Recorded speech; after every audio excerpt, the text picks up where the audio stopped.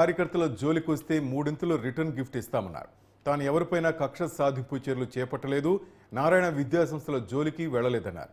కూటమి ప్రభుత్వం వచ్చిన 3 నెలల్లోనే అనేక మంది వైసీపీ నేతలు కార్యకర్తలను బెదిరించి అనేక ఇబ్బందులు పెడుతున్నారని మండిపడ్డారు. దసరా నుంచి నెల్లూరులోనే అందరికీ అందుబాటులో ఉంటానని అనిల్ కుమార్ తెలిపారు.